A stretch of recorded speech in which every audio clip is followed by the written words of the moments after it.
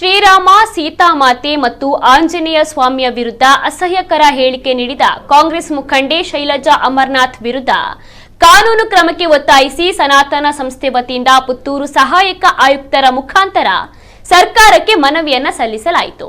ಮನವಿಯ ಬಳಿಕ ಮಾಧ್ಯಮಗಳಿಗೆ ಪ್ರತಿಕ್ರಿಯೆ ನೀಡಿದ ಹಿಂದೂ ಮುಖಂಡ ದಿನೇಶ್ ಜೈನ್ ಅವರು ಮಾತನಾಡಿ, ಹಿಂದೂ ದೇವರುಗಳ ಬಗ್ಗೆ ಅಸಹ್ಯವಾಗಿ ಮಾತನಾಡಿದ ಶೈಲಜಾ ವಿರುದ್ಧ ಕೂಡಲೇ ಕಾನೂನು ಕ್ರಮವನ್ನ ಕೈಗೊಳ್ಳಬೇಕು.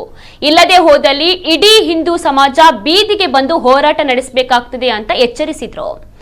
ಆಧಾರ ಸಹಿತ ಪ್ರವಾದಿ ಮಹಮ್ಮದ್ ಬಗ್ಗೆ ಹೇಳಿಕೆ ನೀಡಿದ ನೂಪುರ್ ಶರ್ಮಾ ವಿರುದ್ಧ ಉತ್ತರ ಪ್ರದೇಶದಲ್ಲಿ ಯಾವ ರೀತಿ ಪ್ರತಿಭಟನೆ ನಡೆಯಿತೋ ಅದೇ ರೀತಿಯಲ್ಲಿ ಮುಂದಿನ ದಿನಗಳಲ್ಲಿ ಹಿಂದೂ ಸಮಾಜ ಕೂಡ ಪ್ರತಿಕ್ರಿಯೆ ನೀಡಲಿದೆ ಎಂದ ಅವರು, ಹಿಂದೂ ಸಮಾಜ ಎಚ್ಚೆತ್ತುಕೊಂಡಲ್ಲಿ ಏನಾಗ್ತದೆ ಅನ್ನೋದನ್ನ ಈ ಹಿಂದೆ ದಕ್ಷಿಣ ಕನ್ನಡ ಜಿಲ್ಲೆಯಲ್ಲಿ ನಡೆದ ಘಟನೆಗಳನ್ನ ನೆನಪಿಸಿಕೊಳ್ಳೋದು ಒಳಿತು ಎಂದು ಇದೇ ಸಂದರ್ಭದಲ್ಲಿ ಅವರು ಎಚ್ಚರಿಸಿದರು.